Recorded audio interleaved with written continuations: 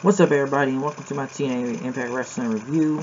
Once again, they are from India. I did not do a review last week because I was busy. I know I missed the well, I saw it, but I didn't review the Scott Steiner promo, which Steiner's promo was just hilarious, and Sanjay Dutt winning the X Division Championship.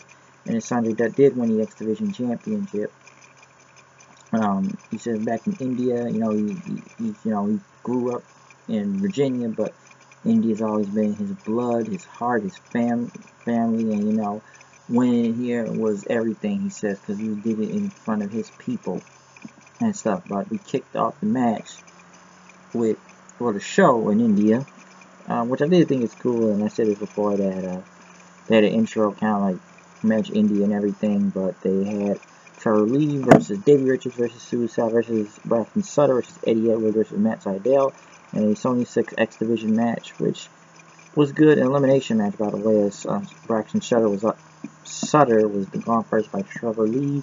Suicide was next by a double stomp by Trevor Lee, and the Wolves.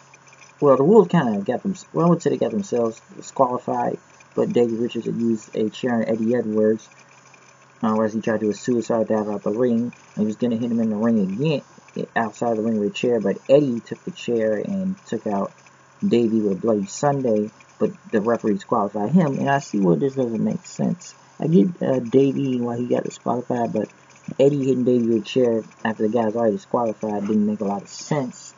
And then again, this is a multi-man match, so a lot of these multi-man matches have always been a no DQ type of deal. So why DQ now? And why disqualify a guy that beat up the guy that was already DQ'd and stuff? Doesn't make a lot of sense. But as it came down to Sydal and Trevor Lee, which actually had a good one-on-one match in the end, elimination match was good, which I think Trevor Lee needs to get better treatment around here and push this guy. I feel like he's lost a lot of matches lately. You need to put him back into the X Division title. And I know he's not going to have Shane Helms with him anymore because he got released, and Al Snow and Simon Diamond, which is a shame because Al Snow did have a lot of people in the back, and Shane Helms, pretty much automatically kissing Al's ass. So I don't know. Everybody, I know people on Twitter say go after WWE. I feel like it's everybody's response when somebody leaves a company, just go to WWE or something. And everything, so it's a shame to let those guys go, because I know Al Snow did help a lot of people, but I don't know what's going to happen next. I don't know if this was Jarrett's doing, so I don't know. But they gave Matt Sydal a Sony 6 trophy, the president of Sony 6 in India, and Bruce Pritchard, they gave him an award, so yeah.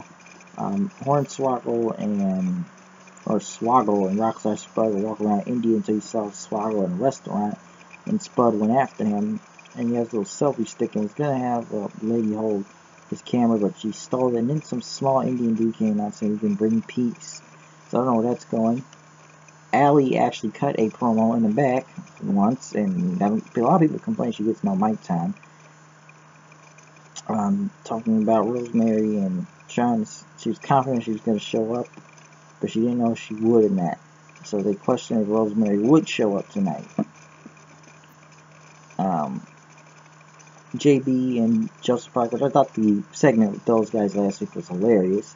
Talking about the Scott Steiner phone call they had, and I just kind of thought it was really funny. He got fat asses and everything, but JB tried to cheer him up by giving him a frozen pizza and a whole ginger ale, but no. So he tried to inspire Joseph Parker. So he said, "You're a fighter. I've seen you in the past." He said, "We ain't going out." And he said, "No, it's all about the Germans who bombed Pearl Harbor. It was the Japanese that did it, but they did their Mega Powers handshake, and they were motivated then." Sienna and Laura Van Ness came out. They were against Allie and Rosemary, as Rosemary came from under the ring and attacked them. The match was okay, but it was so short, and they said this was Rosemary's first pinfall in WWE. Why am I saying WWE for those dumb on me? In TNA. Even though I don't think the champion should be losing that easily, especially supposed to be the most dominant woman in this division. And look at her feud back with Jade and everything. We all know Jade left, but I guess she was a better opportunity, and I know she's gonna be in that women's tournament. But her and Rosemary had really great matches. So I didn't think it made no sense for her to lose that quickly. Sunday Night was celebrating in India, LAX, which were not any India tapings and stuff. They pretty much, back at their clubhouses, Conan pretty much said we're going to do some G shit, some gangster shit, and we're going to roll up on the promoters. We're going to take their tag titles and their money. So we're going to do both. Alright? That's what we're going to do. They're going to get down, we're going to get down. And it's almost a little similar to what the Hardys did with the Expedition of Gold when they win the other companies and promotions winning their tag team championships. Just LAX doing it this time. I know they were at the House of Glory show and they took their belts too, I believe. So they pretty much went around the indies taking titles from anybody they wanted to. Which I still think LAX is cool though. This new version of LAX is really cool. JB and Muhammad Bashir in the ring as they introduced Sanjay Dutt, the new X Division champion, which had a huge celebration, which was somewhat similar to Jinder Mahal's. The only difference is WWE has the bigger, they got more money budget-wise and pyro and stuff. Yeah, the only difference, I'd say, in both of those celebrations is A, Sanjay Dutt was in India at least, and the crowd was hot for it. And his face, Jinder, is a heel, but he's just WWE, but they had a lot bigger, they had a big celebration. Sanjay had all these dancers, and everybody come out as fans saying, you deserve it in India and everything. So this was a quest for 15 years, and he's finally got it, and the people stood behind him, and he thanked everyone. Until Loki came out, Agent 47, and he congratulated them. It was luck on his side or not. And I gave you a title shot, and now I'm returning the favor. And I want my rematch. And Sanjay Dutt agreed, but it'll be a 2 out of 3 falls match at Slammiversary. And he says, we're pioneers the X Division, so India wants to see some sportsmanship. They shook hands, but low-key punched him in. And then took out Shira and him with Warrior's Way. He was going to do it on Sanjay, but Matt's idea came out for the save then. So I still find it crazy that Agent 47 low-key there can still wrestle in a suit, but it's still amazing also. But, Sanjay, he won it here, but I think he will lose it at Slammiversary though. I think he just needs to because low-key is better. KM won against Mahabali Shira. Not much to say from this match, but Shira won with the Sky High. After that, KM and Kongo Khan beat him up and pretty much did a splash on him. So, at least Shira's actually over in his own country, and someone pushed him right over there. And at least get heat on the heels for beating him up. So, yeah. JB and Joseph Parks, after they did the Mega Powers thing, they were still training, a training montage, and JB jumped into the pool saying, get ready to fly, AJ Styles theme song. And for some reason, Park jumped in there with him in a very slow motion thing. And they did a super slow motion high five then. Which I'll say these segments have been very funny. Joseph Park is hilarious. I will say that. He is very funny. So, nothing against him on that part. After that, Eli Drake and Chris Adonis there were in the ring as Eli Drake called out Moose. And he says, you guys champ for Moose and everything, and you like them, and he called people dummies then, and they said, Eli Drake sucks as a dummy, yeah. And he says Moose binds Bruce since he's one of Bruce's boys. But as the crowd kept telling Eli Drake to shut the hell up then, he wanted Moose, and Moose came out, and as he had a partner at Slammiversary, which he doesn't, and there's nobody in the back until they announced his partner, D'Angelo Williams, a former running back of the Carolina Panthers, I believe. And, they played video games with him, and then he wanted to wrestle. So he said he was going to be his tag partner in Slammiversary. But Eli Drake and Moose start jumping him in and hit him with the title after that. So we'll see how good D'Angelo Williams can do. Being a former football player. They say he's been training for 6 months, if I remember. So we'll see how that goes.